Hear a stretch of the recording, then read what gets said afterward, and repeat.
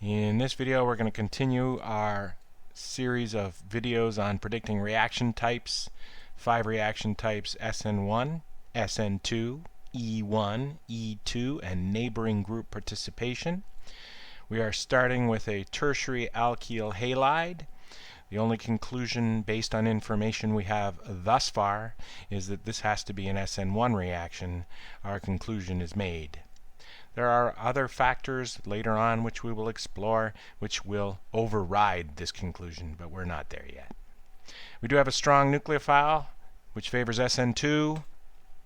We cannot change our mind on a tertiary carbon. We do have a nonpolar solvent which is hexane right here, and we cannot change our mind even though that's an SN2 solvent. So we have to do an SN1 reaction. We've seen a similar SN1 reaction, and we realize carbocations generate a 50-50 mix of R and S on the stereocenter, and a methyl group is missing right here.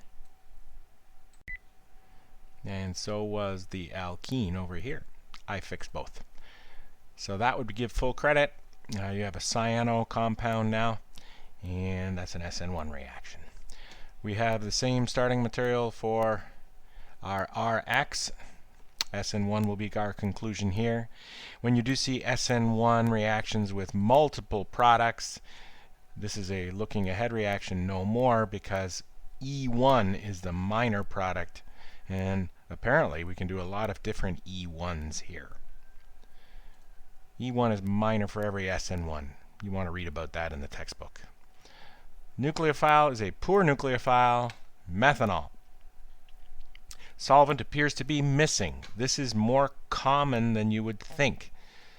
When the solvent appears to be missing, the solvent and the nucleophile are the same thing. You just use a large excess of methanol. And as a solvent, methanol is in a different category.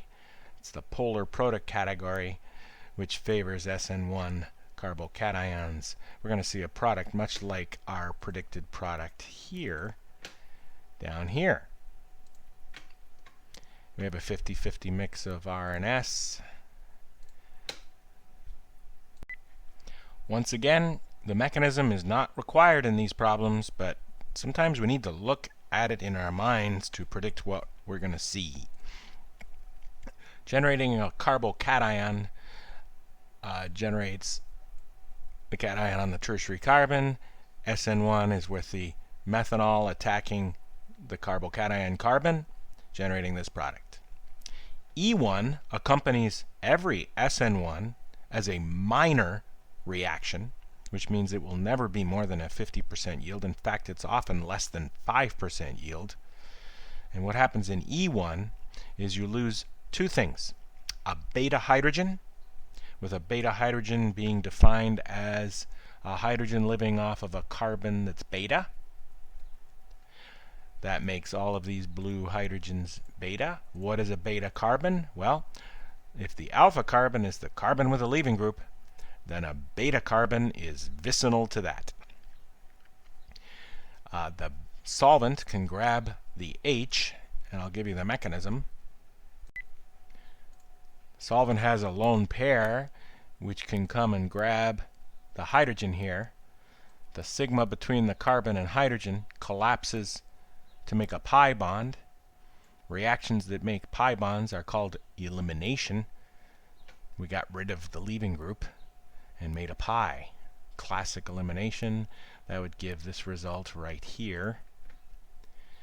And that would be, of the minor products, the most major of the minors, because the two pi bonds that are here can resonate with each other. Going to the left side, we generate this alkene. That would be the same mechanism using this H here. Would give this minor product here. These are both E, with the high priority groups being here and here across the double bond. Similarly, here and here, they're both E. The Z's are also possible with the same mechanisms.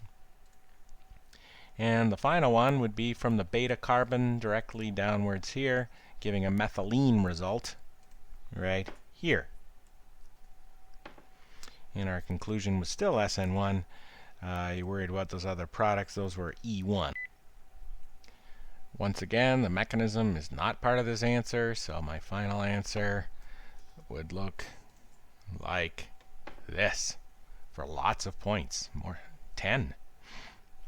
I hope you have found this video on predicting reaction types part 2 to be useful, and look forward to our next video.